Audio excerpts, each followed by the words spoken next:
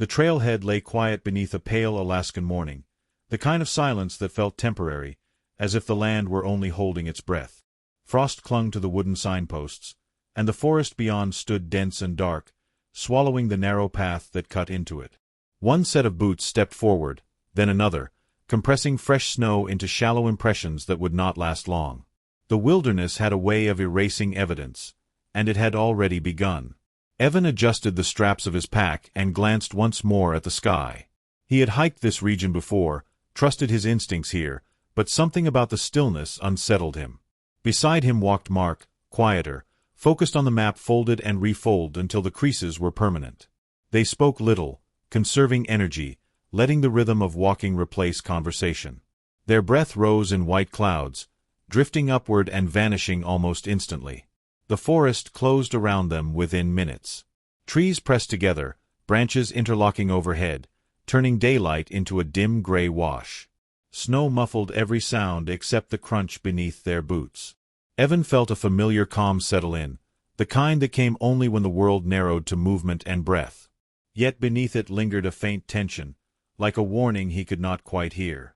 Several hours in, they stopped near a frozen stream to drink and check coordinates. Mark pointed out a subtle shift in the terrain, a bend that didn't quite match the trail description. Evan shrugged it off, confident they were still on course. The wilderness often looked different than expected, he reasoned. They pressed on, unaware that the path behind them was already fading. By late afternoon, the light began to drain from the sky. Shadows stretched long and thin, and the temperature dropped sharply. Evan reached into his pocket and pulled out his phone, its screen cracked from years of use but still reliable. He hesitated, then started a short voice memo, documenting their progress as he always did. His voice sounded steady, even casual, as he noted their location and plans for the night. When he stopped recording, he lingered for a moment, listening to the quiet that followed. That was when he noticed the tracks. They were faint at first, half buried by drifting snow, looping near the edge of the trail. Too large for fox, too deliberate for deer. Evan crouched, studying the impressions, trying to place them. Mark watched without speaking, his expression tightening. The forest seemed closer suddenly, the air heavier. Evan straightened and forced a small smile, dismissing the unease with a joke neither of them laughed at. They decided to keep moving, aiming to reach their planned campsite before dark. The last clear footprints they left were near a stand of twisted pines, where the trail narrowed and dipped into a shallow valley. Beyond that point, the ground grew uneven, the snow deeper, the sense of direction less certain. The wilderness absorbed their presence without resistance. As night crept in, Evan sent a final check-in message through the satellite device, a routine tap of a button meant to reassure those far away. The signal blinked, then vanished. He tucked the device back into his pack, unaware of how much weight that small moment would soon carry. Behind them, the forest stood silent, and ahead, the darkness waited. Somewhere beyond the trees, unseen and unheard, time began to slip. The absence they would leave behind had already formed, unnoticed for now, waiting for missed signals, unanswered calls, and the first uneasy realization that something was wrong at all yet. The satellite signal vanished without ceremony, leaving nothing behind but cold air and unanswered expectation. Far from the trail, night settled heavily over the valley where Evan had last pressed the check-in button. Snow continued to fall in thin sheets, softening edges, muting sound, and burying the shallow prints they had left only hours earlier. Whatever margin for error still existed shrank quietly with every passing minute. At the small lodge miles away, the device registered silence. No alert sounded at first, no warning light flashed. It was simply missing, like a breath that never came. By habit, the lodge owner refreshed the screen once, then again, assuming delay. Alaska was notorious for that. Weather interfered. Terrain blocked signals. People arrived late. Still, unease crept in, slow and unwelcome. Morning brought no update. The second scheduled check-in window passed without confirmation. Coffee went cold on the counter as the lodge owner stared at the map pinned to the wall, tracing the planned route with a finger. It was familiar terrain, but unforgiving. He told himself the hikers were likely fine, maybe delayed by snow or choosing to camp longer. Yet the quiet pressed in, heavier than the storm outside. By afternoon, calls were made. Not frantic ones, not yet, but careful inquiries wrapped in polite concern.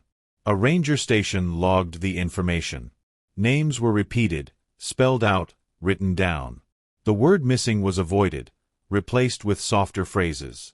Over the phone, pauses stretched uncomfortably long, filled only by distant static and wind. The weather worsened. Low clouds dragged across the mountains, obscuring visibility and grounding aircraft.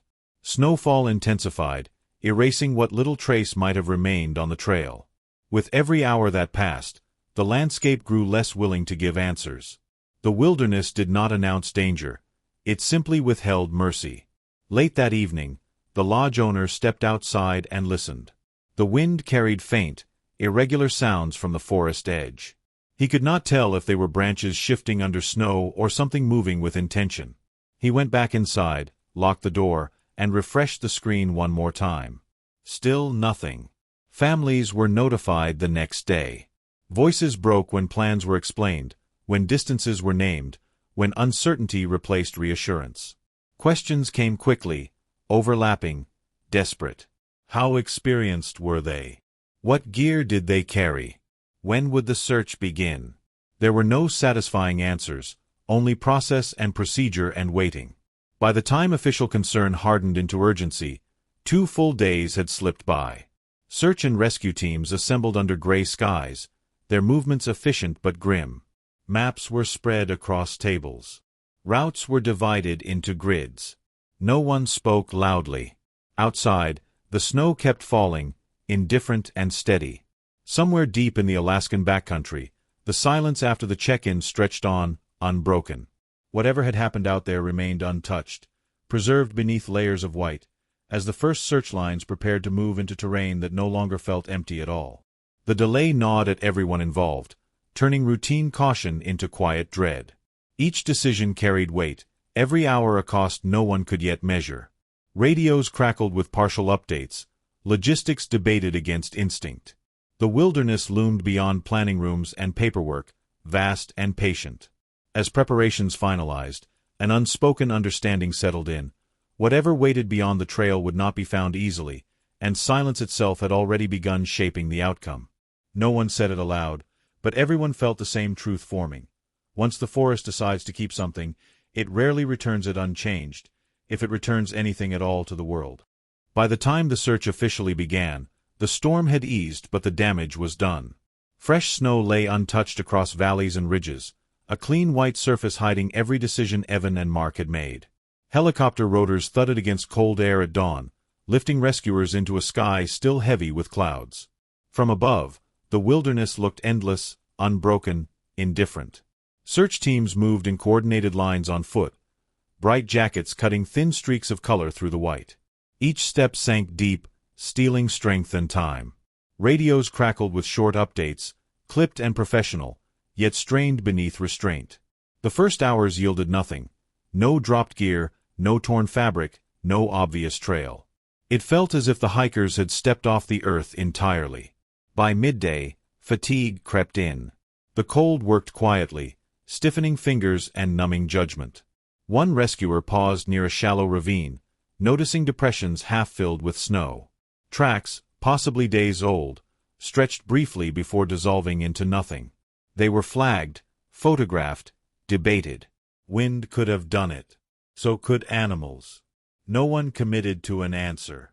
The search coordinator adjusted his map and frowned. Animal movement reports didn't match expectations. There were signs of circling, overlapping paths where straight lines should have been. Predators usually pass through. These seemed to linger. He kept the thought to himself, unwilling to shape fear before evidence demanded it. As daylight faded, teams regrouped at a temporary base camp. Coffee steamed weakly in metal cups. Faces were red, eyes tired. Someone mentioned the weather forecast worsening again. Another quietly calculated how much ground remained unchecked. No one spoke about time running out, but it hovered over every conversation. The next morning brought harsher conditions. Snow returned, thicker now, driven sideways by wind. Visibility dropped to a few yards. Despite it, the teams pushed forward, spacing themselves carefully, refusing to retreat. That was when they found the tree. It stood apart from the others, bark scarred and snow disturbed around its base. Marks lined the trunk at shoulder height, deep and uneven. Nearby, the snow was churned, as if something had paced back and forth. No body lay there. No gear either. Just signs that something had happened, something unfinished. The discovery spread quickly through whispered radio calls. Teams converged, hearts pounding, senses sharpened. The forest felt different here, closer, tense.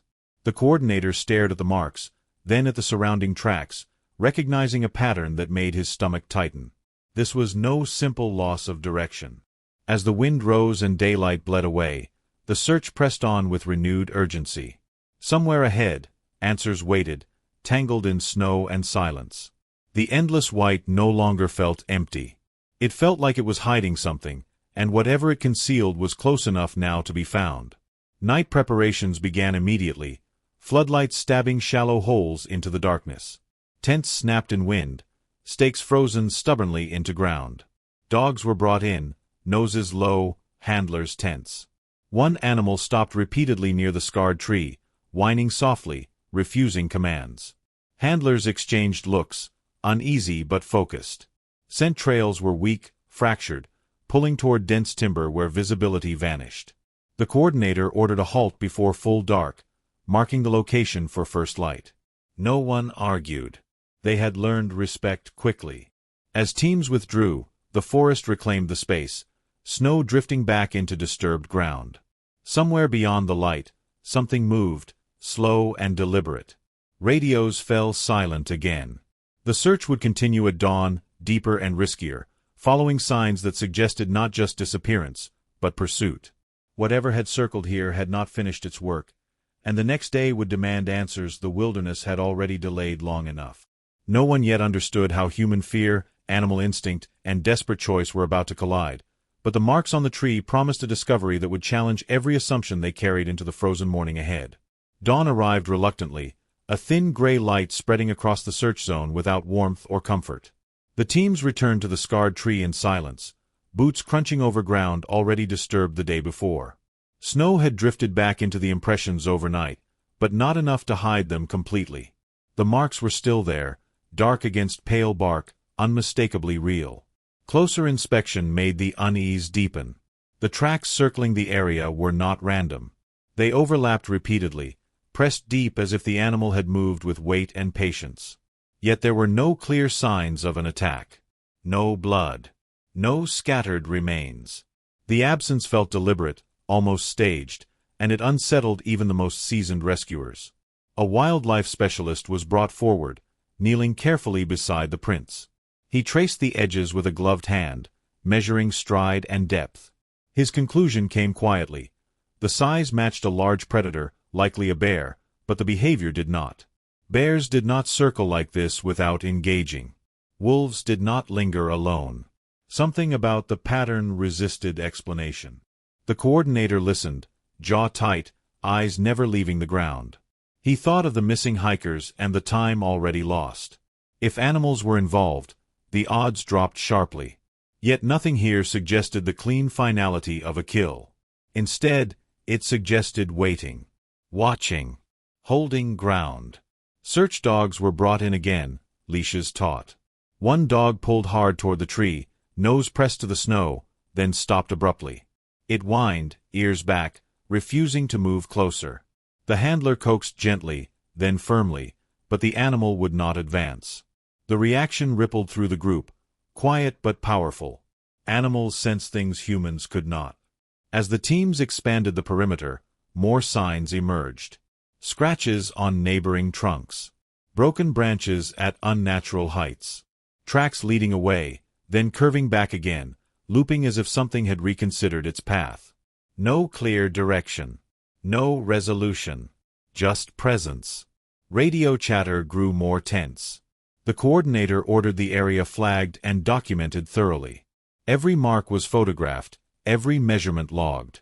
Protocol demanded caution, but instinct urged speed. Somewhere nearby, answers waited, and possibly survivors. Or worse.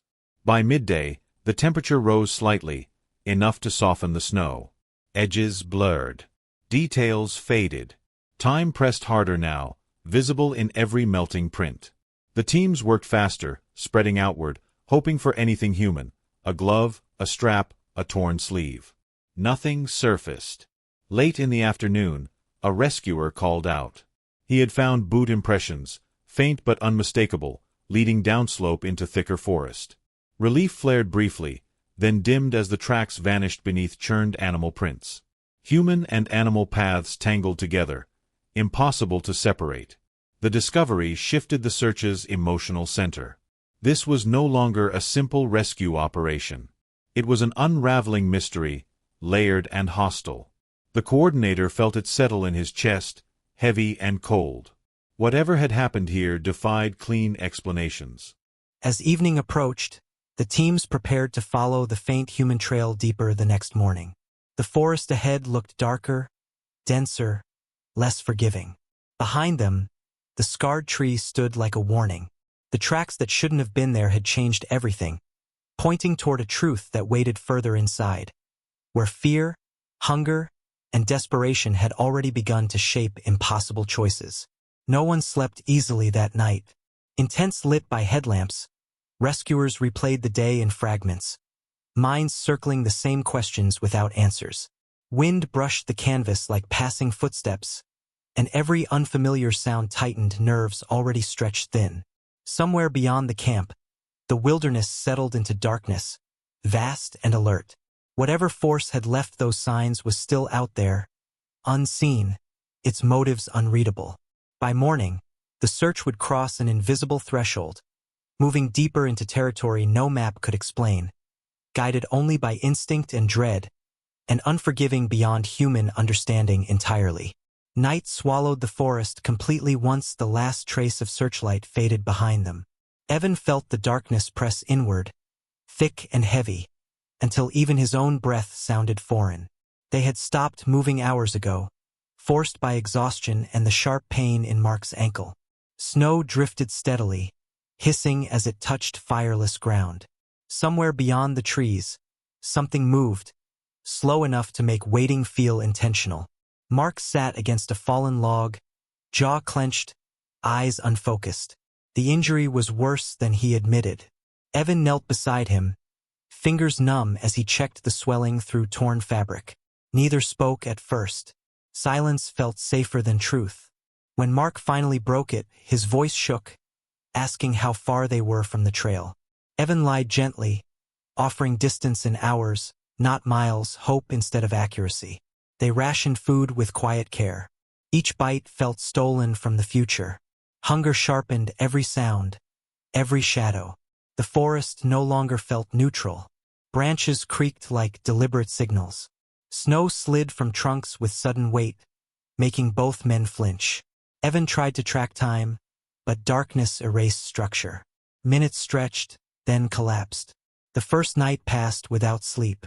Cold burrowed deep, settling into bone.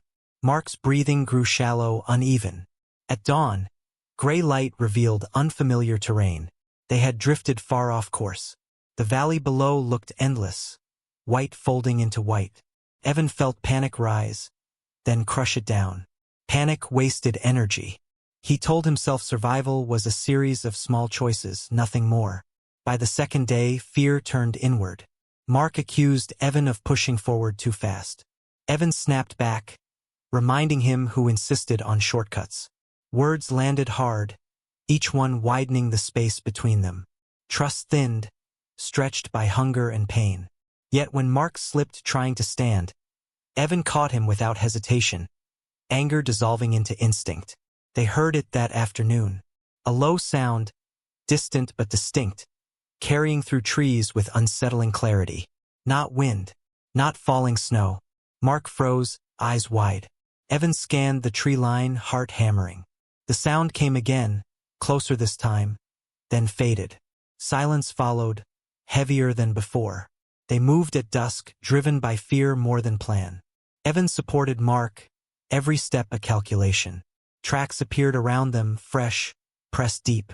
Evan tried to ignore them, focusing on forward motion, but his thoughts spiraled. Predators didn't circle like this. Animals avoided injury. Something here lingered. That night, they huddled beneath a leaning spruce. No fire, no shelter worth naming. Mark whispered that they were being watched. Evan told him he was imagining it. He didn't believe himself. Sleep came in fragments, broken by dreams of movement just beyond sight. By the third morning, Mark could barely stand. His skin was pale, lips blue. Evan faced choices he didn't want to name. Stay and wait or move and risk everything. When another sound echoed through the trees, closer now, Evan understood something fundamental had changed. Survival was no longer about direction. It was about sacrifice. He tried to frame it as logic, not fear, describing patterns he had noticed, the way the sounds shifted when they stayed still. Mark listened, shivering, nodding slowly, absorbing each sentence like a verdict. Outside their fragile shelter, snow continued falling, erasing their presence as quickly as they made it. Evan realized then how small they were, how easily the wilderness could reshape intentions into mistakes. The thought hollowed him out. He remembered the check-in button, the casual press of it, the certainty that help existed somewhere beyond the trees. That certainty felt distant now, almost childish. Around them, branches swayed despite the still air, and something heavy moved through brush without urgency. Evan lowered his voice, finishing his explanation, knowing there would be no clean choice left when he stopped speaking. For now, there was no escape. Morning came without relief. The sound Evan had heard the night before lingered in his head, repeating even when the forest lay still. Mark tried to stand and collapsed immediately, pain tearing a sharp cry from his throat. Evan caught him too late, both of them sinking into the snow. The reality settled with brutal clarity. They were no longer moving anywhere together. Mark's ankle was swollen beyond recognition, skin stretched tight and darkening. Evan pressed his hands against it, searching for options that did not exist. He spoke anyway, narrating possibilities, pretending solutions could be built from words. Mark watched him with hollow eyes, breathing fast, each inhale rattling. When Evan finally stopped talking, the silence felt like an answer. Hunger had stripped them raw. Their last food was gone, divided the night before with shaking hands. Water came from melting snow, numbing lips and throat. Mark shivered uncontrollably, body losing the quiet war against cold. Evan wrapped him tighter, sacrificing his own layers, ignoring the ache creeping into his limbs. Survival had narrowed to a single priority: keep Mark alive through another hour. The forest refused to grant even that illusion. Tracks appeared again, closer now, circling their shelter in wide arcs. Evan saw scratches high on a nearby trunk, bark peeled away in long strips. No animal he knew left marks like that while remaining unseen. Fear turned acidic, burning through reason. Evan understood then that staying meant waiting, and waiting meant being found. Mark sensed the shift before Evan spoke. He followed Evan's gaze, then shook his head weakly. Words came slow, slurred by pain, but the meaning was clear. He could not move. He would not survive another relocation attempt. Evan knelt beside him, forehead pressed to Mark's, breath shaking. They argued quietly, urgently, voices cracking, neither willing to say the thing forming between them. The sound returned at midday, closer, heavier. Branches bent without snapping. Snow slid in deliberate bursts. Evan felt watched, measured. Instinct screamed that motion was survival, that stillness was surrender. He made the decision before admitting it to himself. Evan explained quickly, voice low, framing it as strategy. If something was tracking them, it followed movement. If one person stayed visible, the other might draw it away. He hated himself for how reasonable it sounded. Mark listened, eyes wet but steady now, understanding the cost immediately. He shook his head, then stopped, exhausted. Time fractured after that. Evan tied cords with numb fingers, hands moving automatically. Mark protested weakly, then fell silent, conserving what little strength remained. When Evan finished, he sat back, chest heaving, staring at what he had done. Mark was secured upright against a thick tree, rope tight enough to hold, loose enough to breathe. Evan promised to return. He repeated it until it sounded real. As Evan stepped away, the forest seemed to lean inward. Every instinct screamed betrayal. He forced his feet forward, breaking through brush, making noise on purpose. Behind him, Mark called his name once, quietly. Evan did not turn around. Ahead, the trees closed, and the sounds followed him, slow and certain, pulling him deeper into the wilderness as the choice he made sealed both their fates. He walked until his lungs burned and his thoughts thinned to rhythm and fear. The forest responded, movement shifting behind him, pacing his advance. When he finally stopped, the silence snapped tight, replaced by breath not his own. Evan realized too late that distance had not broken the connection. Somewhere behind, Mark was alone. Somewhere near, something waited. The decision had been made, and now consequences moved on four legs, patient and relentless, closing the space Evan believed he had created. The forest swallowed his silhouette, and the sounds followed, guiding him unknowingly toward the place where searchers would later stand in stunned silence beneath scarred trees and circling tracks that should never exist here. The forest gave up the truth without warning. Searchers broke through a stand of dense spruce just after midday, boots sinking into churned snow that felt wrong beneath their feet. The air here was different, heavy with a tension that made conversation stop instinctively. One of the dogs pulled hard on its leash, whining low, refusing to move forward. That was when they saw the tree. It stood thicker than the others, its trunk scarred and darkened where bark had been stripped away. Rope cut across it at chest height, unnatural against the wild geometry of branches and snow.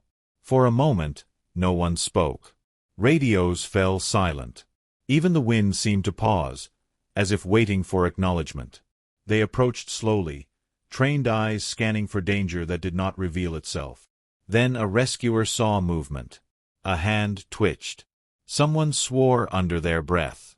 Evan was there, upright against the tree, bound tightly, his head slumped forward, hair stiff with frost. His jacket was torn, face hollowed by hunger and exposure, but his chest rose faintly. He was alive. The relief was immediate and overwhelming, crashing through the group in uneven waves. Medics rushed in, cutting rope with shaking hands, calling his name loudly, urgently. Evan did not respond at first. His eyes fluttered, unfocused, lips blue and cracked. When the rope finally fell away, his body sagged, saved from collapse only by the arms that caught him. As they worked, questions crowded the space, unanswered and unwelcome. Where was the other hiker? Why was Evan tied this way? No traps. No signs of struggle nearby. The knots were deliberate, practiced, placed by someone who knew what they were doing. Human hands. Human choice. Evan gasped as blood returned to numb limbs, pain tearing through him in sharp flashes. He tried to speak, voice failing, throat raw. One word escaped, barely audible, repeated again and again until a medic leaned close enough to hear it clearly. Mark. The name landed heavily, sinking into the snow like a dropped weight. Searchers fanned out immediately, scanning the surrounding forest with renewed urgency. Tracks led away from the tree in multiple directions, overlapping animal prints tangled with frantic human steps. Nothing clean. Nothing simple. Whatever had happened here had unfolded over time, not moments. As Evan was loaded onto a stretcher, his eyes finally focused. They darted wildly, locking onto shadows between trees, muscles tensing as if preparing to flee. When a branch snapped nearby, he cried out, a raw, animal sound that silenced everyone within earshot. Medics exchanged looks, adjusting their approach, lowering voices, shielding him from view. Extraction was slow and careful. The terrain resisted, roots and snow conspiring against speed. Evan clutched at a medic's sleeve, grip surprisingly strong, nails biting through fabric. He whispered urgently, breathless, insisting they had to move, that staying still was dangerous. No amount of reassurance reached him. Behind them, the tree remained, rope fragments fluttering slightly in the breeze. It looked less like a rescue site and more like a warning. Searchers marked it carefully, photographing every angle, measuring distances, preserving what little clarity remained. This was not the end of the search. It was the beginning of something far worse. As the stretcher disappeared into the trees, The coordinator stood beneath the scarred trunk, staring at the tracks circling its base. He felt the weight of unasked questions pressing down hard. One hiker found alive, bound by human knots. One still missing. Animal signs everywhere, yet no attack. The forest closed ranks behind the departing team, swallowing sound and motion. Snow drifted back into disturbed ground, erasing fresh evidence with quiet efficiency. Somewhere beyond sight, something moved, unseen but present, its role in the story still unclear. By the time the helicopters lifted Evan away, carrying him toward warmth and light, the search for Mark intensified, sharpened by dread. Whatever choice had led to the tree had not been made lightly. And whatever waited deeper in the wilderness had not finished claiming its due. The helicopter's blades cut through the gray sky, scattering loose snow as Evan was lifted from the forest floor. From above, the wilderness looked deceptively calm, endless white stretching in every direction, hiding the violence of choice and chance beneath its surface. Inside the aircraft, warmth crept slowly into Evan's frozen limbs, but it brought pain with it, sharp and overwhelming. He groaned, body arching instinctively, eyes snapping open in terror. Medics worked quickly, voices low and steady. They wrapped him in thermal blankets, checked vitals, murmured reassurances meant to anchor him in the present. Evan fought them at first, muscles rigid, hands clawing at the straps securing him. His gaze darted to every shadow, every vibration of the aircraft, as if expecting something to emerge from the noise itself. When someone touched his shoulder, he flinched violently, gasping for breath. They asked questions gently. His name. How long he had been there. Where the other hiker was. Evan tried to answer, but words tangled and broke apart. Fragments spilled out instead, cold, night, sounds, watching. Each time Mark's name surfaced, his breathing spiked, chest heaving until a medic had to slow him down, counting breaths aloud until Evan followed. At the medical outpost, lights were too bright, voices too close. Evan shrank inward, eyes squeezed shut as doctors assessed frostbite, dehydration, and exposure. Physically, he was alive. That was the headline. Underneath it, everything else felt unstable. When a nurse mentioned good timing, Evan laughed once, sharp and humorless, then turned his face away. Outside, search teams regrouped with grim focus. Evan's rescue changed nothing about the missing man except the urgency. If one hiker had survived this long, the other might have too. Or he might already be beyond reach. No one said it aloud. Maps were adjusted. New grids formed. Dogs redeployed. The forest was no longer a blank space. It was a crime scene, a psychological battlefield, and possibly a grave. Back inside, investigators waited for permission to speak with Evan. Doctors advised caution. He was conscious but fragile, hovering between clarity and shock. When they finally approached, they kept their distance, asking only simple questions. Evan answered some. Others he avoided entirely. When asked why he had been tied to the tree, his jaw tightened, eyes filling with tears he refused to let fall. "I had to stay," he whispered. "It wouldn't stop circling." That was all he would say. Pressed further, he shut down completely, turning his face toward the wall. His hands trembled uncontrollably, fingers curling as if gripping rope that was no longer there. A nurse gently pried them open, murmuring that he was safe now. Evan did not look convinced. Night fell again over the wilderness. Searchlights cut through darkness, helicopters sweeping low, teams pushing deeper into terrain that felt increasingly hostile. Snow began to fall once more, threatening to erase the last fragile clues left behind. Somewhere out there, Mark was either waiting or gone, and the difference between those possibilities narrowed with every hour. Evan lay awake, staring at a ceiling he could not focus on, listening to distant footsteps in the hall. Each sound pulled him back to the forest, to branches bending without breaking, to breath that wasn't his. Rescue had pulled him from the trees, but it had not freed him. The truth waited inside him, heavy and unresolved, and until it was spoken, the search outside would remain blind, chasing tracks without understanding the choice that had bound one man to a tree and sent another into the dark alone. Morning brought no comfort, only clarity sharpened by exhaustion. Investigators returned to the site beneath the scarred tree, now cordoned off with bright tape that looked obscene against the snow. What had felt chaotic days earlier was suddenly methodical. Every track, every mark, every broken branch mattered now. This was no longer just wilderness. It was evidence. Animal specialists moved carefully, kneeling, measuring, photographing. They spoke in precise language, stripping fear from their observations. The tracks belonged to a large predator, likely a bear displaced from normal feeding patterns. But the behavior was wrong. Circling without attacking. Remaining close for extended periods. Returning repeatedly to the same location. It suggested curiosity mixed with caution, not hunger. More unsettling were the human elements. The knots used to bind Evan to the tree were examined closely. Clean. Efficient. Climber's knots, tied under stress but executed correctly. This was not panic. It was intention. The rope showed no signs of struggle, no fraying from sudden force. Whoever tied it had time. Whoever stood there had accepted it.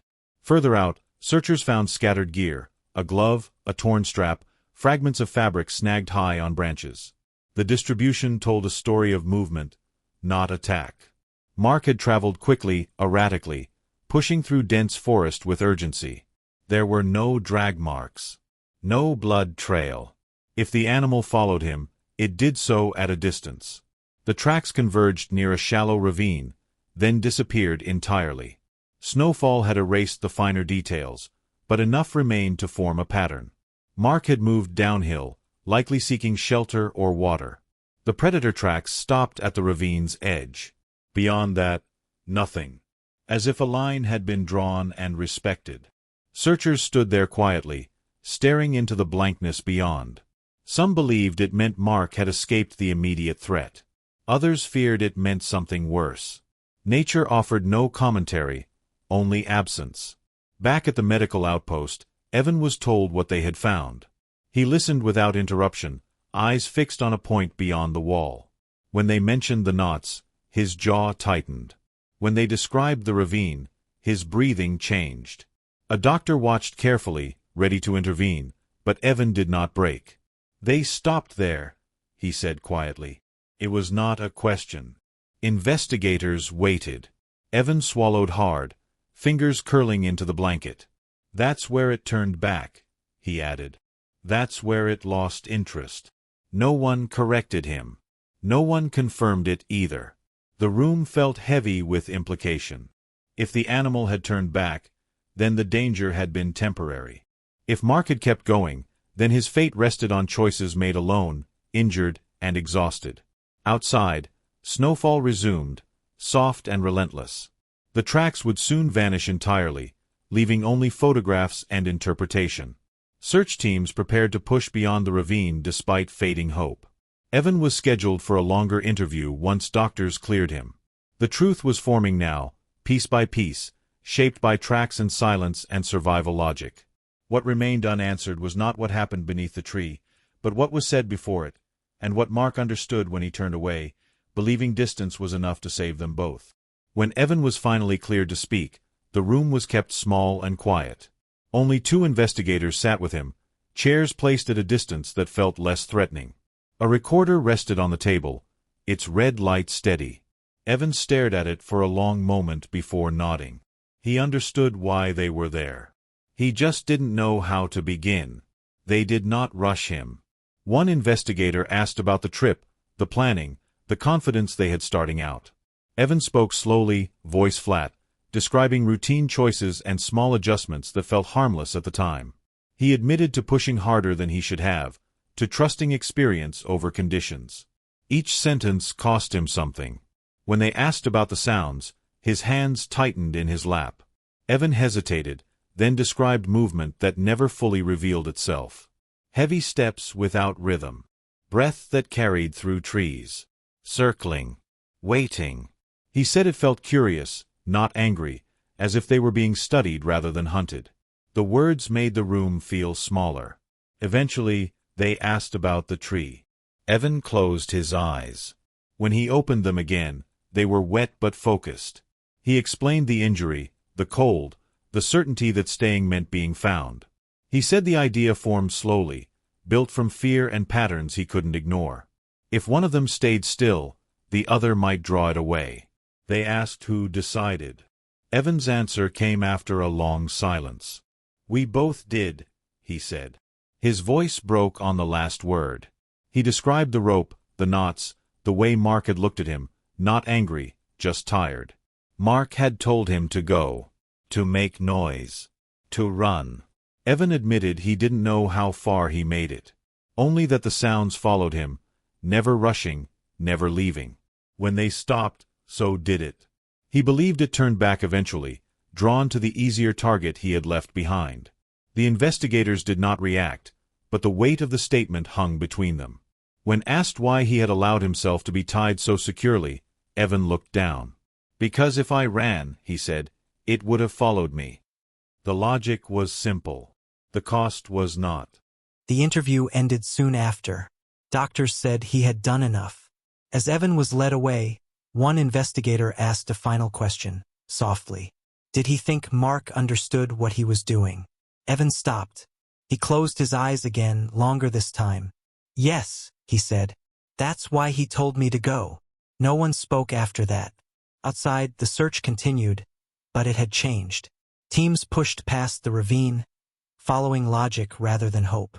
They looked for places someone injured might choose, not places a trail suggested. Every step felt like an apology spoken too late. Evan returned to his room that night, exhausted beyond sleep. He stared at the dark, listening to the building settle. In his mind, the forest remained, circling endlessly. He understood now that survival had not ended with rescue. It had only shifted forms. Somewhere far from the lights, searchers moved through snow that gave nothing back. They followed the last known direction, knowing what waited ahead might not be found alive. The story had one survivor. The ending was still missing. Snow fell again before midnight, soft flakes settling over footprints and markers alike. Radio calls grew shorter, more measured, as teams reported nothing new to share. The ravine swallowed light and sound, a clean line where certainty ended. Beyond it, the forest offered only possibility, each one darker than the last. Investigators reviewed Evan's statement late into the night, highlighting patterns, marking contradictions that felt less like lies and more like wounds. They knew the public would demand clarity, culprits, clean answers. None were available. There was only a decision made under pressure, a wilderness that exploited it, and a man who lived because another walked away. By morning, plans shifted again. Search areas expanded farther out, following drainage lines and natural routes of escape. Hope was no longer spoken aloud, but it had not fully disappeared. Alaska had returned people before, changed but breathing. Until proof said otherwise, the search would continue. Evan sat up as first light filtered through the window, unease tightening his chest. He knew the next chapter would not belong to him. It would belong to the one who never returned, to questions that would outlive search lines and news cycles. Somewhere beyond the trees, a story ended without witnesses, leaving only absence to speak for it. The truth of that ending waited in snow and silence, patient and unchanged, as the search moved onward without certainty, toward an answer that might never be found, yet still demanded to be faced by those who remained. The search did not end with a headline or a clear conclusion. It thinned instead, slowly, painfully, as days stretched into weeks and hope was forced to compete with weather, distance, and exhaustion. Teams continued to move beyond the ravine, following routes an injured man might choose when survival narrowed to instinct alone. Drainage lines, tree cover, slopes offering shelter from wind. Every place Mark might have believed safety existed. They found fragments, but never enough. A torn piece of fabric caught high in branches. Boot impressions half erased by melt and refreeze. Signs of movement without destination. Each discovery sparked a brief surge of urgency, then faded when nothing followed. Alaska gave nothing freely. It allowed effort, suffering, and persistence, but not answers. As conditions worsened, the wilderness reclaimed ground faster than it could be searched. Snow fell again, heavier this time, collapsing fragile clues into blankness. Helicopters were grounded more often than not. Dogs lost scent. Maps filled with crossed-out grids and notes written in margins. Plans rewritten daily to accommodate what nature allowed. The search became quieter, more deliberate, shaped by an understanding no one wanted to voice. Evan remained in recovery, physically improving while something inside him stayed frozen. He followed updates obsessively, reading meaning into pauses and phrasing. Each time a searcher spoke carefully, his chest tightened. He never asked directly if they thought Mark was alive. He listened instead for what wasn't said. The absence answered him more clearly than words ever could. Investigators revisited his statement multiple times, testing it against evidence and terrain. Nothing contradicted it. Nothing confirmed it either. There was no crime to charge, no rule broken that could be measured against law instead of conscience. What remained was a choice made under pressure, judged afterward from safety. The case resisted closure. Eventually, the search shifted from rescue to recovery, though the language softened the truth. Resources dwindled. Crews rotated out. The forest returned to its quiet rhythm, indifferent to the effort spent within it. Mark's name was added to lists that existed for this purpose alone, records of those who entered wild places and did not return the same way or at all. Evan attended a small gathering weeks later, standing with people who shared Mark's name in memory rather than expectation. He said little. When he did speak, it was to describe Mark as calm under pressure, thoughtful, someone who understood risk without dramatizing it. He did not speak about the tree. He did not speak about the sounds. Some truths belonged only to the forest. Time moved on unevenly. News cycles shifted. Interest faded. Alaska remained. Somewhere beneath snow and soil, answers waited or no longer existed. The wilderness kept what it chose to keep. It always had. Years later, hikers would pass near the ravine without knowing its significance. Snow would fall and melt, tracks forming and vanishing endlessly. The scarred tree would weather, bark growing back slowly, almost completely erasing the marks that once made it stand apart. Only memory kept it distinct. The story ended without certainty, but not without meaning. One man returned alive, carrying the weight of a decision that saved him and condemned him in equal measure. One man never came back, leaving behind a space no search could fill. In the end, the mystery was not what happened in the forest, but what survival demanded when nature stopped offering mercy. The answer lived not in tracks or knots or animal signs, but in the quiet understanding that sometimes, to live, someone else must walk away into silence.